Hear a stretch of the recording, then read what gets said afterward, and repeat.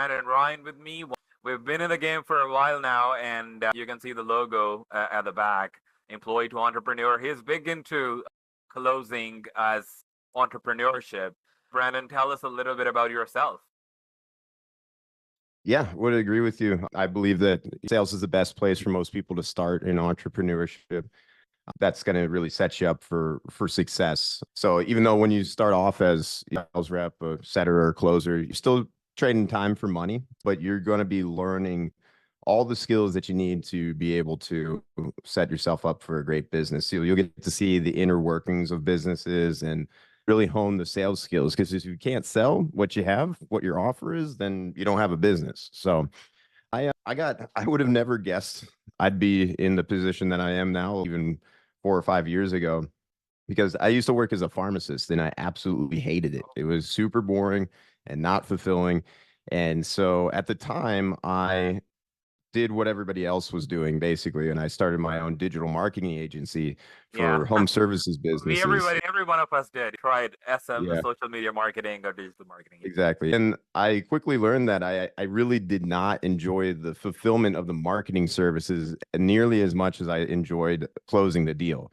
Like that high that you get when you close. I'll never forget the first time. I remember exactly who I sold, where I was, like that. It just felt like scoring a goal in a sport or something. Like it just felt like a high and I loved it. And so I got hooked on that, and slowly over time started selling more and more for other people and put my own agency on the back burner. And now it's been doing it a little bit over 2 years now. So I actually am on a real estate offer at the moment, teaching people real estate education, how to fix and flip houses and wholesale and all that kind of stuff. So That's actually great, Brandon. I would love to ask you this one thing. As you say, employee to entrepreneurship to this space, right? For closers. What do you think if a closer is making maybe $10,000 a month or even $5,000 a month, right? They're living in cheaper countries, maybe, or not even in the cheaper countries. They're wherever they're living, right? How they can create it as use the skill as a business.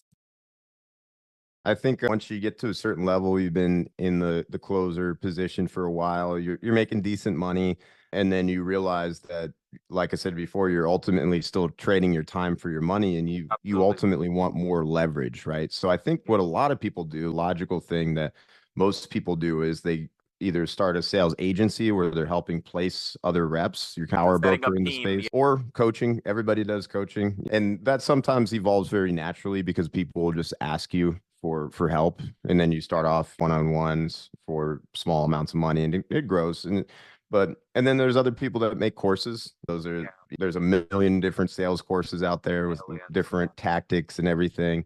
Personally, I think the last thing that this space needs, though, is another course or another agency. There's a lot of them out there, right? Uh, And a lot of the times when you're progressing through your sales career, the logical next step after you've been a successful closer for a while is to become a sales manager where you're managing other closers. yeah, But again, you're still trading your time trading for your time. money. Mhm. You're going to learn better skills. Leadership in particular, very important skill for entrepreneurship. Very, very important. And that's still influence, right? Being persuasive enough to get people to follow you and do the things that the business owner wants them to do. But I think the thing that is going to be gaining more traction here in the next few months to a few years is people doing fractional sales consulting. That gives you a heck of a lot more leverage because you're going into a business and you're setting up their CRM, you're giving them the systems and SOPs and everything that they need in order to improve their sales process, maybe even placing some reps and that kind of thing too. But you're only working a few hours a week, 5, 10 hours a week on that particular business, and then they're paying you 5 to 10K a month for your expertise. Or you can even do a rev share type deal. Of course, that's everything is coming from your own skill that you built in the beginning, right? And that's sales. That's it. You've been selling, you've been networking with people, right? you've been in the game for a while, and that now other closers know you because you've been posting content, or the companies you work with, they're connected with you on the social media. Because this is one thing I wanted to talk about too as well. Once we are on the social media and we are you post content, I post content, a lot of other closers post content too, and that's actually bringing them to the mainstream, right? They're getting more traction. Business owners are seeing them, right? Whenever they apply from your profile, there are more chances that they get the deal with a client, right? Now the Mhm. client knows that this person is actually legit and so much into sales, right? Mhm. He is serious about it. He really want to make a change, because every all of us want to make two things in the life, that's impact and more money, right? Mhm. And of course, this can happen by having your own personal brand as well. What do you think? Oh, absolutely. I think that in the high ticket sales space, the remote sales space, that your personal brand is increasingly becoming your resume, right? So, and blazing the path in that sense too. That's not the case in most other industries to this day, right? It's more traditional, but online, absolutely. I think that business owners are going to be able to see the influence that you have, not only as you're talking about what you do in sales, but also the influence that you have on your audience. That's also influence. So absolutely. One more thing I realized that a lot of salespeople, because I'm connected on Facebook, Instagram with a lot of salespeople actually, they are posting content like 10 things to do to close more sales, 5 things to do to close more sales, right? This one thing can change your objection handling style. I am not against that. But what I think is if we focus more on shifting personalities and beliefs, uh, that could be more game changing for other people, community, the people who are there actually coming new to the sales game, right? Or business owner will see you as a person as well if they come to your brand and will see you. You're talking about mindset shift as well. You're talking about psychology behind how they buy as well. They are talking. You are talking about being real, genuinely curious, and genuinely helping them. Right. That's actually positioning you somewhere that clients really want to work with you. That this person is actually, this is his personality, and that's exactly what he does. Do you think so? Yeah, yeah. I think it's gonna with regards to talking about mindset shifts and addressing limiting beliefs, especially if you sell B2C or especially in something like Yeah. business opportunity offers, Yes. that's going to be huge, right? Coaching a prospect through getting outside of their comfort zone and Yeah. embracing discomfort because they're going to have to do new things that they haven't done before to get different results than they've gotten in the past is definitely important. I think that and on the topic of entrepreneurship, when you go from employee to entrepreneur, you have to make a ton of mindset shifts, right? In terms of leverage, how you spend your time, going from more of a scarcity mindset to more of an abundance mindset. There's a lot of mindset shifts that need to occur that is not natural for most people. So, Absolutely absolutely, not. totally agree. That light bulb is sometime required and needed. And maybe that was just the last thing in your mind that made you stuck for years, right? And somebody actually pushed it and now you're crushing it. It could happen Mhm. there. What do you think about investing on yourself? Because as we just spoke, there are millions of courses, millions of coaching programs, right? And we have urge and we have a burning desire that we make that kind of living every that we desired for forever, right? And now they are like all those million people, they're selling this dream, right? They're selling this dream that you can be the person you want. You can be the person who can take 5 calls a day and every day and make $10,000 a month, kind of thing, right? So what are your thoughts on that? How legit is this industry, and what people should keep in mind when do they know they need to invest? So clarify real quick. When you say how legit is this industry, do you mean just remote sales? The gurus, Just any type of online sales business trainings and all that, opportunity? the people who are actually selling dreams, right? Because if you talk about me, and I'm 100% sure about you as well, we started selling first. We were already making money, and then we realized that, oh, we can invest and learn more, right? And that's where we invested. Yeah. I think that it's a mixed bag, honestly. There's some really good offers out there, and then there's some that are borderline scams. I know I've personally lost 5 figures in ad opportunities online. One of the very first things that I did was an e-commerce opportunity, and it was $45,000, and I basically lost all of it, pretty much all of it. Some bad stuff out there, but there's also some really good stuff. And unfortunately, I think when we live in the information age with the internet and everything, Yeah, you have so much stuff at your fingertips, but the key is being able to sift through the good stuff and the bad stuff and to identify the good stuff. So I would say that it's a mixed bag in general. There's some great stuff out there, but there's also a lot of bad stuff. that's So there will remain a debate, right?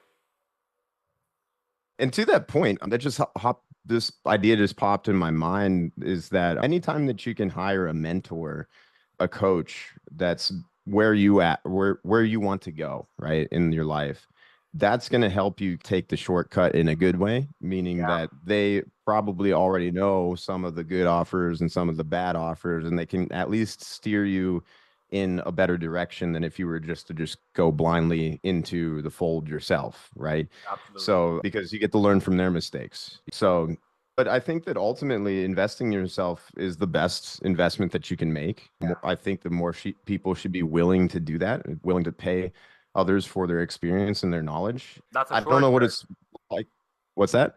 I said this is the shortcut actually.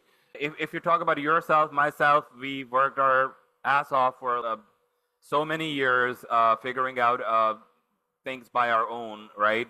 Multiple offers and not remotely, but in person selling and all that stuff, right? And then when we started shifted to online space and we realized that, oh, we can sell online as well. And we can just Mhm. go on the calls and we can sell. That's where we learned now I need to invest and level up myself, right? I need to start Mhm. making those $5,000, $10,000 a month too, right? Yeah. Yeah, absolutely. I think that my hope, honestly, is that people will increasingly be that. I don't know. People are very much still focused on the traditional. You go to university, you go to college, and you get a degree, and then you go work a 9 to 5, and you just do that until you die, basically. And nobody blinks an eye when an 18-year-old, 19-year-old goes off to college or university, and they go $100,000 into debt so that they can get a degree and go work a 9 to 5. But when we talk about investing even a fraction of that amount themselves so that they can become an entrepreneur and more than likely make a lot more than 9 to 5 for whatever reason, right? Oh, it's a scam. It blows my mind too because when 18, 19, that's exactly the time that you should be taking those risks and attach yourself to some ridiculous amount and you may or may not want for the rest of your life. So I don't know if it's like that everywhere, but I'm really hoping, at least in the United States, that that can change, It's everywhere. brings it Yeah, same everywhere there, for right? sure. It's a mindset shift. I Okay. know that best part is, a bad part is that our kids to go to school as well, right? They are going to schools too, and they probably will go to college too, and then they will go to university and get a degree too. They would need of course we will try to shift their mind. I don't know, like sometime our or society, they don't understand that, right? They will it's like guy or this girl is not educated because they never went to college, they are school dropouts, right? But if they're making good money, everything will be like it will be history.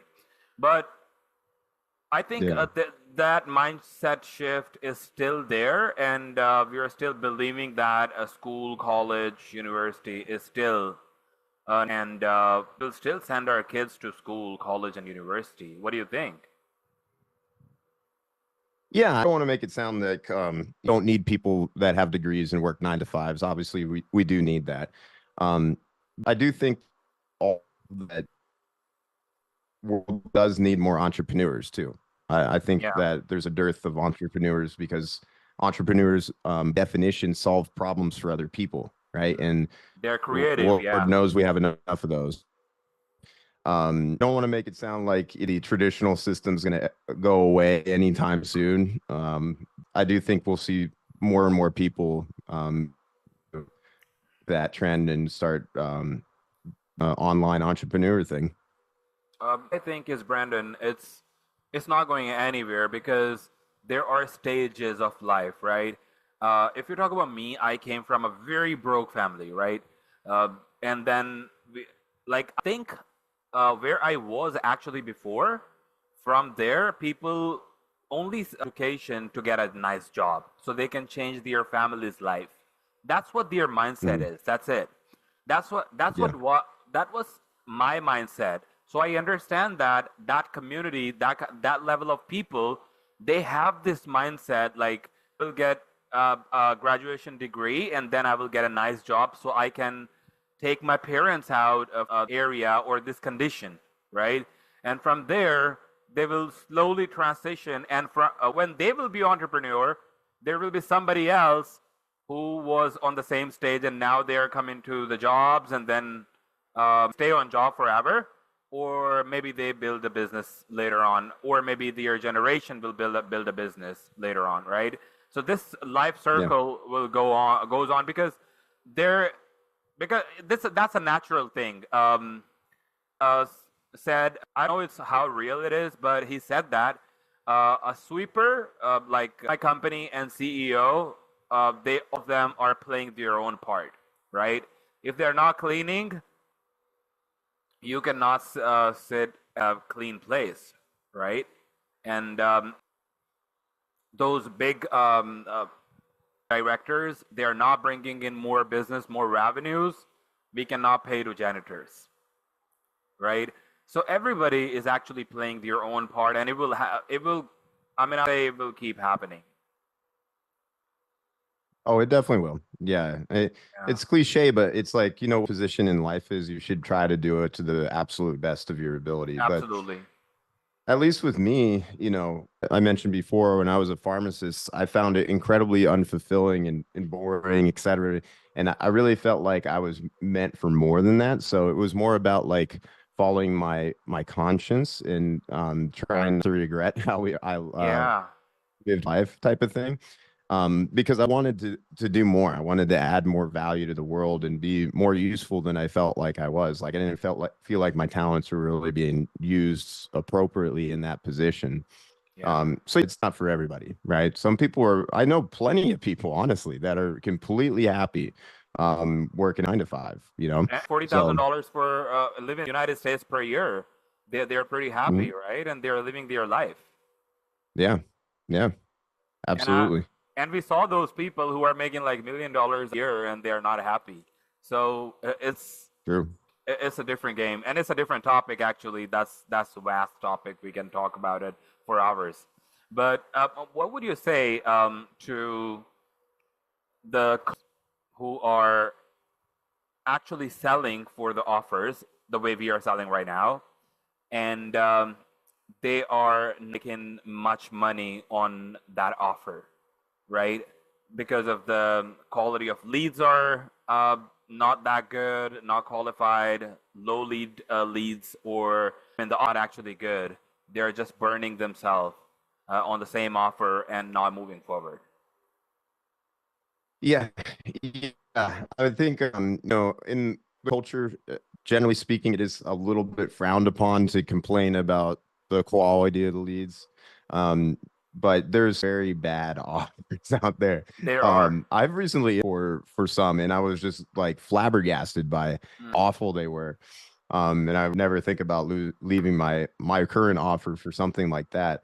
Mm-hmm. Um, but it's kind of that concept of like it depends where you're at, right? Like if you've been in the game for a while and your skills are very good, then yeah, don't on a crappy offer. But if it's Absolutely. your first offer, your second offer, it's kind of that idea, kind of have to a few dragons to get to the princess type of thing, right? Yeah.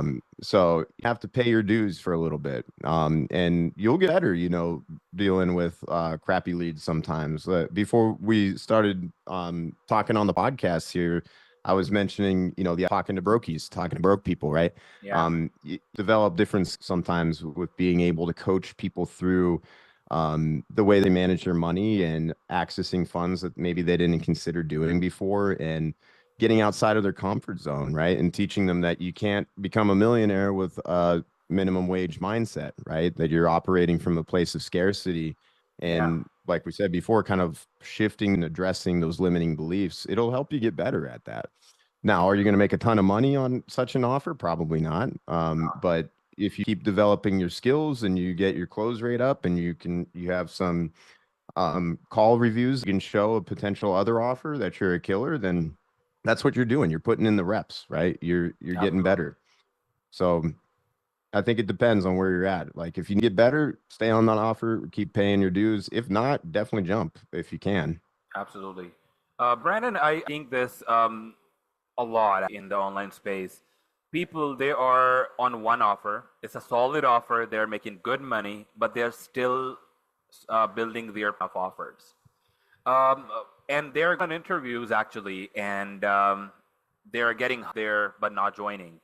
They refer to somebody else or stuff like that.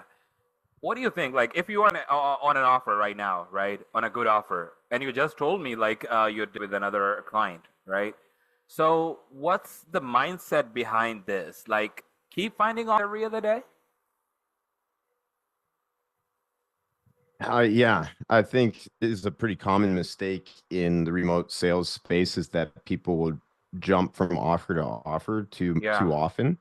And the point with that is that there is a learning curve with every single offer, every single one, especially if you're going from niche to niche. Like if you're within e-com or something like that, that's a little better.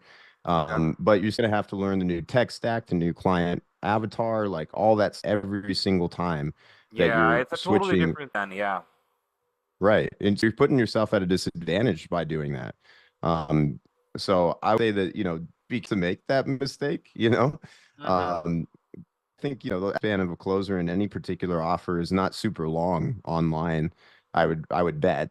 Um, yeah. people are jumping around quite a bit. I know, like 6 months, 4 months, 5 months, and I spoke with some closers. They've been working on the offers from 2, 3 years, and this is a long when you're working on an offer for 2, 3 years, and they're still, I mean, interviewing other clients, and they refer to their network over there, and I think it's actually a good way to give to the community. And if you really want to know business owners more and you want to know what their challenges are, and you can use those skills into your own business sales calls you're using, and you can help your prospects, that's one thing too. But if you're always looking for an offer, I think it can actually change your perspective on your own offer that you're selling, right? And maybe or not, your sales can go up and down. Hmm. Yeah. Yeah. I think it's that old saying that the grass is always greener on the other side, right? Like you're in your offer and you're making 5K or 8K or something like that. You really want to hit that 10K mark that everybody talks about. Mm. And so you're sitting there and you think that like the problem is just the leads or whatever, Yeah. So I think where it comes from is that discontent. Um, but yeah, I mean, if you're working for in the remote sales space, isn't growing and it's not like rolling out offers and producing more content and that kind of stuff, that's a red flag. The business should be evolving, and if it is evolving, they're more than likely going to be rolling out more offers that probably have higher tickets. or upsells and all that kind of stuff, which could potentially make you more money. So you got to keep that in mind too, is, you know, if with an offer, you can grow with that company, not only income wise, just like that, but also maybe moving into a sales manager role, getting paid more that way. Absolutely. Now all of a sudden you have a base and that kind of thing, Yeah. or a rev even something like Yeah. that. So yeah, I think that, you know, more behoove more closers to commit to something a little bit more long term, especially if they find something reasonable. Because there, like I Absolutely. said, you know, there's a lot of not reasonable stuff out there. So if you got a decent offer, you should be thankful for it. Absolutely, brother. And I would say you actually golden nuggets about everything we spoke about. And I know you're crushing it right now, and you will as well. I see your stories sometime. You were at the beach with your wife and your kid, and that's something we always wanted to do, right? And I'm pretty positive if you were still working for some pharmacy or pharmaceutical company, you would never had that kind of time, like maybe 1 year, but I Mhm. know we are working on the go, right? I was because I was on a roll there. I was setting and selling, right? Setting and closing myself. So I was in the gym running on the treadmill, and I was keep dialing the numbers on my phone, right? I was keep Wow. dialing the number on my phone. That was in my mind. If somebody picked up, I will just stop the treadmill for a minute, and I will talk to them, set them up, send them the calendar invite, and do it everything, and then I'll close it later on. So Wow. that's something actually funny, and that's something I like about working remotely as well. So I Yeah. appreciate your existence, you hopping on today on this episode, and I love it that you give back to the community. Oh, thanks for having me. It's been fun. I really appreciate Fun, you coming great. on. I had you on quite a while back, so Yeah, it's connect again, and I'm glad to be here. Thanks for having me. I love it. Brandon, thank you very much, and have a wonderful day. You too, man.